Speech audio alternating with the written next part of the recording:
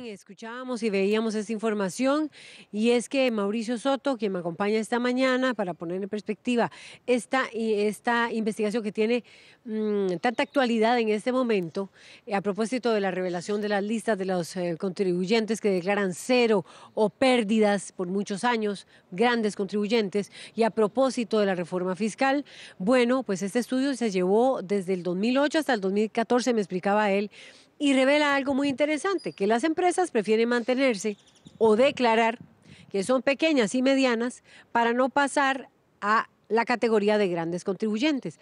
¿Por qué? Bueno, aquí nos lo va a explicar Mauricio Soto. Buenos días. Muchas gracias, Laura. Sí, como decía en la nota perdón, de ayer, este estudio como que tiene varias aristas, ¿verdad? A ver. Por ejemplo, una es lo que pasa ahora con las MIPYMES, ¿verdad? Que uno siempre quiere que las MIPYMES crezcan y sean el motor de la economía, ¿verdad? Pero justamente el incentivo es totalmente lo contrario, ¿verdad? Uno le establece unos umbrales, ¿verdad? A partir de los cuales digamos, el pasivo fiscal se les salta en un 100% en el primer umbral y un 50% en el segundo umbral. Entonces, aunque sea por un colón más que hagan de ventas, ¿verdad? Ya las MIPYMES ya les genera ese salto. MIPYMES. Claro, entonces, digamos, ese incentivo, ¿verdad? Obviamente las MIPYMES lo toman en cuenta. Y entonces, como vos decís, una parte del estudio lo que identifica es que un gran grupo, digamos, no prefiere no dar el salto, ¿verdad? Para no pagar más impuestos. Pero lo más interesante del estudio, y eso fue algo que nos tomó por sorpresa cuando lo hicimos, fue que también vimos la reacción después del salto. Entonces, una vez que dan el salto, digamos, para compensar que se les incrementó más de un 100%, más de un 50%, digamos, el pasivo fiscal, la tasa, digamos, porque pasa de 10 a 20, ¿verdad? Eso es un aumento de 10%. De declarar 100%. En renta, del 10% al 20%. Ajá, entonces, y cuando son grandes contribuyentes es 30%. Exacto. Entonces, se les va aumentando en el primero de un 100% y en el segundo es un salto de 50%, ¿verdad? De 20 a 30 aumentan 50%. Exacto. Y en el primero es de un 100%. Entonces lo que vimos es que para compensar ese aumento, digamos, la reacción más fuerte no viene tanto de esconder las ventas, ¿verdad? O subdeclarar ventas, sino de sobredeclarar gastos.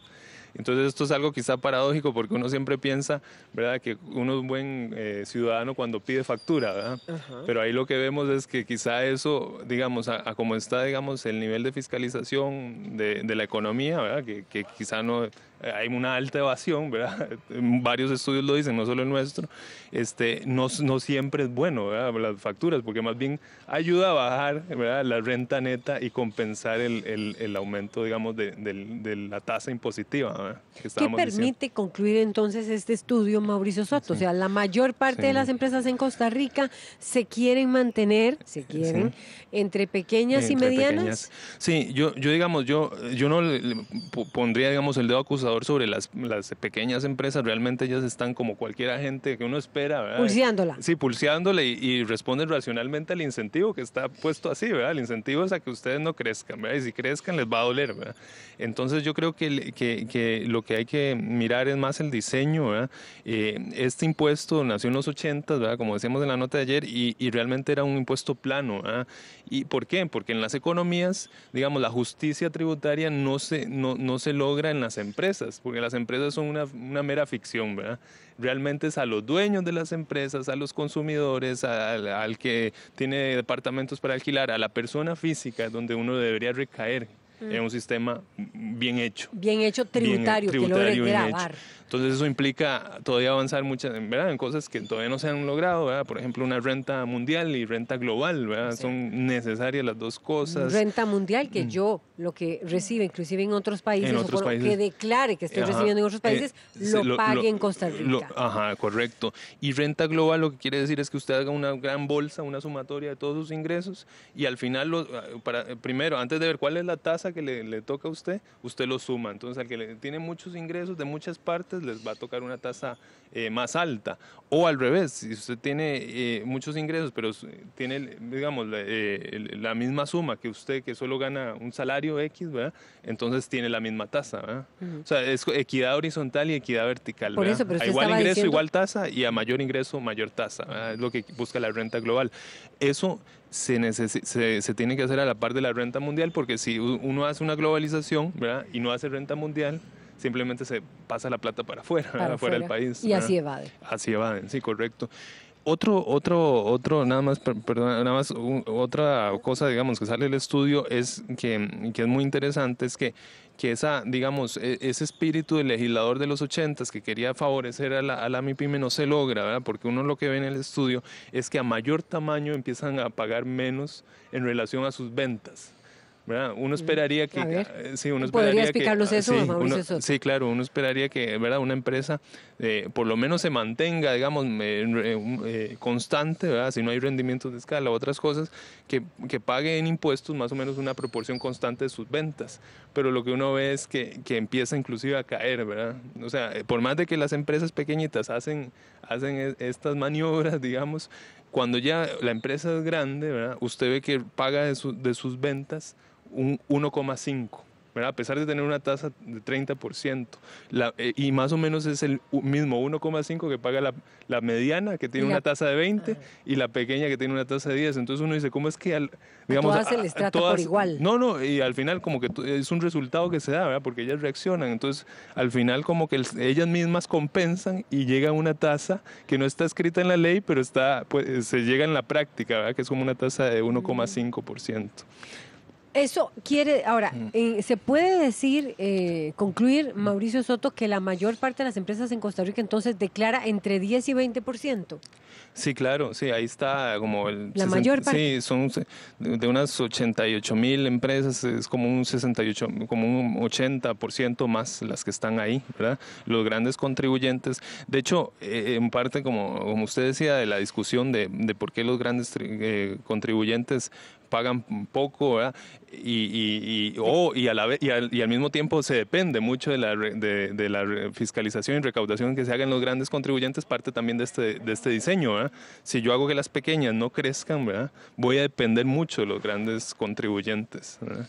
Eso significa entonces que no es el Estado, el sistema tributario costarricense está recibiendo un mínimo entonces de ingresos de acuerdo como está establecido y está formulado. Sí, yo creo que, claro que sí. Digamos, ahora que pasó la reforma, uno ve que hay avances legislativos, siempre se mantienen retos, por ejemplo, el IVA que es algo, digamos, el impuesto al valor agregado, que es algo que está inmiscuido, digamos, en el estudio de nosotros, el que no hubiera, ¿verdad? Porque uno ve que los sectores que, digamos, que están sujetos al impuesto general sobre las ventas que existe hoy en día, ¿verdad?, que todavía no se ha implementado el IVA, tienen, digamos, un cumplimiento mucho mayor que los que no están sujetos a ese impuesto, ¿verdad? Entonces uno esperaría que el IVA tenga un rendimiento positivo. De hecho, en el Banco Central usamos este estudio para ver cuál sería el efecto indirecto del IVA sobre renta. Y uno esperaría que haya un efecto positivo por ahí. Pero obviamente hay un reto enorme, digamos, desde el lado administrativo de Hacienda, de fiscalizar el IVA. El tema de renta también. Y el tema de renta, ¿verdad? Y finalmente, por ejemplo, cosas que quedaron en la legislación, ¿verdad? Que uno, que de nuevo, es como esa contradicción en lo que quiere el legislador y lo que pasa en la práctica. Lo que quiere el legislador, por ejemplo, en canasta básica es favorecer a las clases más necesitadas, ¿verdad?, con una tarifa preferencial, pero en la práctica lo que sucede es que mucha gente se puede aprovechar de eso, ¿verdad? Porque, por ejemplo, hay empresas grandes que tienen cosas que están al 13% y otras cosas que van a estar al 1%. Entonces, ¿usted cómo hace para que todo lo que paga en electricidad y todo eso no se vaya al 1%, ¿verdad? Porque ellos pueden decir, si usted me lo graba al 3, entonces yo voy a subir los precios de la canasta. Entonces es como que le ponemos a Hacienda muchos sombreros, ¿verdad? Que sea el que recauda, que sea el que haga justicia social, y lo que uno ve en la práctica es que los países, digamos, más avanzados en la materia lo que hacen es casi que independizar Hacienda y que solo se dedique a recaudar, ¿verdad? Que usted, para que lo haga de manera Para que lo haga eficiente. bien y para que rinda cuenta sobre ello, ¿verdad? Bueno, pero así como está entonces el sistema, de acuerdo con este estudio, la mayoría de empresas declaran entre 10 y el 20%. Prefieren mantenerse como pequeñas o por lo menos como medianas empresas para no llegar a ser grandes contribuyentes y pagar ese 30%. 30%. Y hoy sabemos que hay una lista importante de ellas que declara cero o pérdidas. O pérdidas, correcto. Que es algo que está en el estudio, ¿verdad? Cuando dan el salto, compensan sobredeclarando ventas. Y por eso uno puede, como hay sectores que no, ¿por qué pasa? Porque como, por ejemplo, no tenemos IVA, ¿verdad? Entonces usted en el gasto, ¿verdad?, no tiene un techo. ¿verdad? Como usted puede encontrar facturas que no le repercuten Meterlas a como que nadie. gasta, Porque no, gasta. Entonces usted puede meter gasto infinitamente. Y por el otro lado, en ventas, usted no tiene un piso tampoco, ¿verdad? Entonces, usted tiene todo para llevar las ventas abajo y el gasto arriba hasta que se toquen y no haya renta neta, digamos. Es decir, existe en este momento todos los Sí. mecanismos, aunque se haya aprobado la reforma fiscal, para continuar con esa dinámica, Mauricio No, Soto. yo sí creo que la reforma es un avance en la parte de Se quedó legislación. corta, muy corta. Sí, obviamente uno ahí en la mesa de dibujo técnica, ¿verdad? Uno siempre espera más y quiere más. Yo creo que ya había una coyuntura, una presión enorme, ¿verdad? De aprobarla como estaba y era lo mejor que había hecho el Poder Legislativo, ¿verdad? En este tiempo. Pero yo creo que el espíritu de reforma tiene que mantenerse, ¿verdad? Hay cosas todavía por hacer, inclusive, por ejemplo, la dispersión tarifaria, que yo veo que es un reto enorme ahora para Hacienda, que quedó en el IVA del 1 y el 13, se puede mejorar, digamos, definiendo mejor la canasta básica, ¿verdad? Realmente a los bienes que consume la gente más necesitada y no los camarones, ¿verdad? Por ejemplo, que no los consume, que están hoy en la canasta tributaria.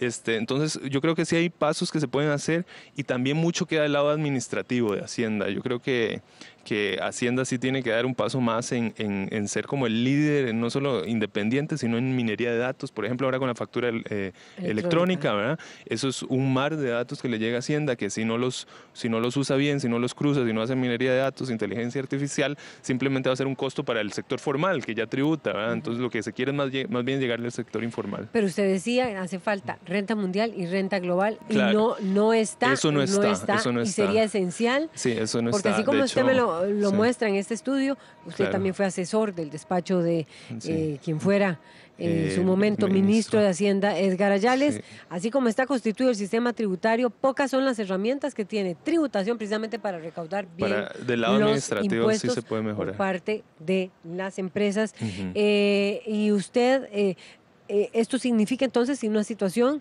de bastante perjuicio para lo que son las arcas del Estado. Yo creo que, bueno, No estamos ni por asomo con la realidad tributaria del país. Sí, claro, es lo que siempre se ha dicho, ¿verdad? Que el país quiere, digamos, gasto de niveles europeos y tiene recaudación de las más bajas de América Latina, digamos. Excluyendo la caja costarricense y otras cargas, ¿verdad? Que no van al fisco, ¿verdad? Pero los gastos sí van a Hacienda, ¿verdad? Yo creo que sí hay un reto enorme, digamos, y es que, Laura, quizás es un poco más filosófico, pero es como, digamos, si uno quiere una sociedad, digamos, que sea progresiva, digamos, donde los que más tengan más plata, recaudan más, necesariamente uno tiene que darle herramientas a Hacienda. El tema es que hay como cierta desconfianza, digamos, de que Hacienda, por ejemplo, maneje información bancaria, ¿verdad? Porque la gente empieza a especular de qué va a hacer con esa plata. Con fines tributarios. Pero, por ejemplo, en Estados Unidos es un país que ni siquiera tiene IVA, el impuesto de valor agregado. ¿Por qué? Porque ellos fiscalizan directamente las cuentas bancarias. Entonces, no pierden tiempo bancario, claro, por razones no pierden tiempo viendo qué compraste o no, sino el que tiene plata en la cuenta bancaria, ese es el que fiscalizan, ¿verdad? Son decisiones que han tomado los países históricas, ¿verdad? Para fortalecer la administración tributaria. Yo creo que Costa Rica necesita, porque es parte de la democracia, ¿verdad? Recaudar bien, le da confianza, digamos, al ciudadano de que todos se están pagando, por ejemplo. España tuvo avances enormes en esta materia cuando empezó a fiscalizar a la familia real, ¿verdad? Porque ahí vieron los ciudadanos que sí, efectivamente todos están pagando, ¿verdad? Todos tienen que contribuir con la sociedad. En ese sentido, ¿usted cree que debería ser urgente ya, a propósito de estas listas, que se hagan esos cambios en el tema tributario? Sí, claro que sí, es urgente y es necesario, inclusive uno lo que espera, digamos, del rendimiento de la reforma, que es vital, digamos, para estabilizar la deuda y otras cosas, depende de que se hagan estas cosas y que se cumpla bien, digamos, que el IVA, que se recaude bien. Hay países que no lo han hecho y han tenido que retroceder, ¿verdad? Yo creo que es el caso de Sri Lanka, que implementó el IVA y tuvo que devolverse porque la complejidad es alta, ¿verdad? Y es algo que uno, digamos, está ahí cruzando los dedos para que pase bien, pero obviamente uno quisiera siempre que se siga fortaleciendo al Ministerio de Hacienda en ese sentido. Bien, gracias a Mauricio Soto, investigador de este interesante estudio, por ponernos en perspectiva la realidad realmente de las empresas, cómo cotizan en Costa Rica las empresas que se quedan y prefieren mantenerse o declarar que están entre pequeñas y medianas y no hacer ese paso a grandes contribuyentes. Hasta aquí la revista. Muchísimas gracias por acompañarnos. Quédese con CINAR Costa Rica Medios. Buenos días.